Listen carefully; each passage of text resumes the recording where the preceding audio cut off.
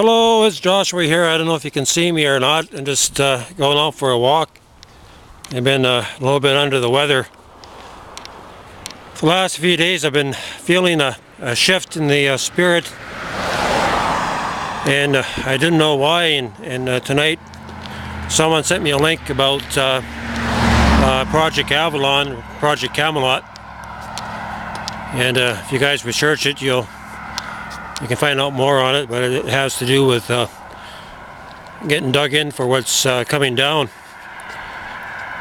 And I've been having this feeling though, I couldn't pinpoint it, I just wasn't feeling right, like there's some kind of shifting happening in the forest, right? Just like where Luke Skywalker says that there's been the disturbance in the forest, and that's what I've been kind of feeling, I guess. And I'm getting a little bit of shadow there, and I believe what we're seeing, what's taking place behind the scenes, is that the darkness is being unleashed, right? There's been a shifting in the spiritual plane, and whatever takes place in the natural always has its source in the spirit. And those who are sensitive and walking more in the spirit, you pick up on these shifts. And as you know, if you went back and studied up a little bit on my bio, back in 1988, I was given the plans concerning the places of refuge in these end times, and also given the stovepipe technology. And the only way to counter this darkness, I believe, there has to be a shift.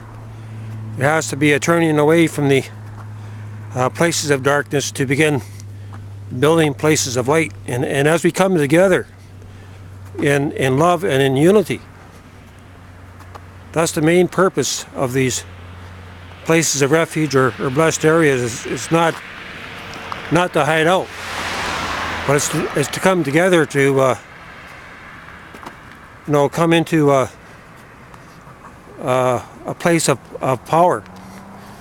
And love is the greatest force in all the universe.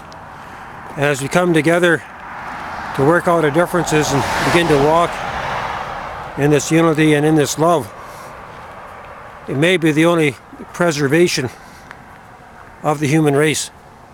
It's not just to go out there to save our butts, but it's a gathering.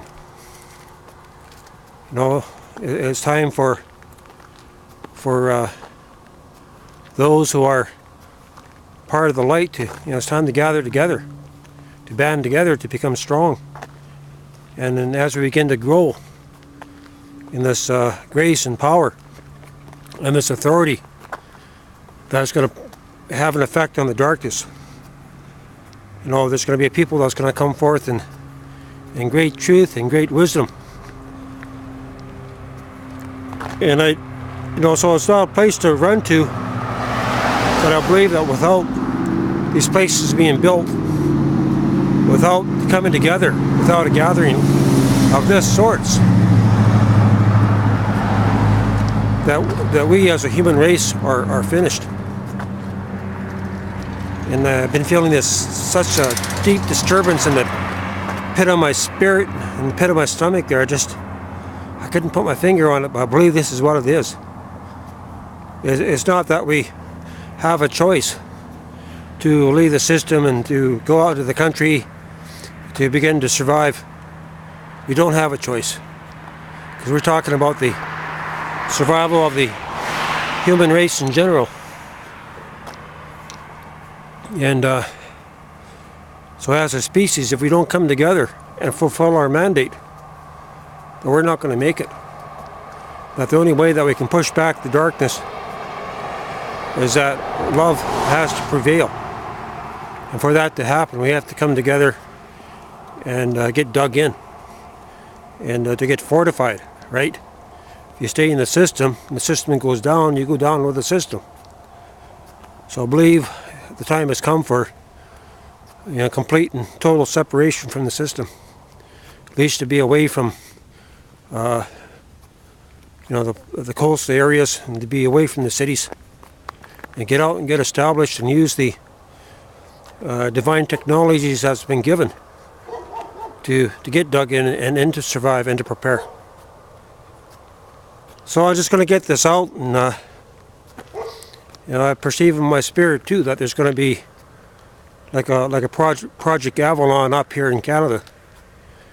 And what I was shown in the visions back in '88, that 10,000 people made it out of the lower mainland here, and they went up north toward the Hazelton area, the northern BC part, and they were fully prepared. They weren't reliant on anyone. They were fully prepared when they left here. I believe the time has come, but now is the time, and I know that I'm not the only one saying this. Okay, I guess it's a good spot to turn around here, and we'll sign out and get this uploaded.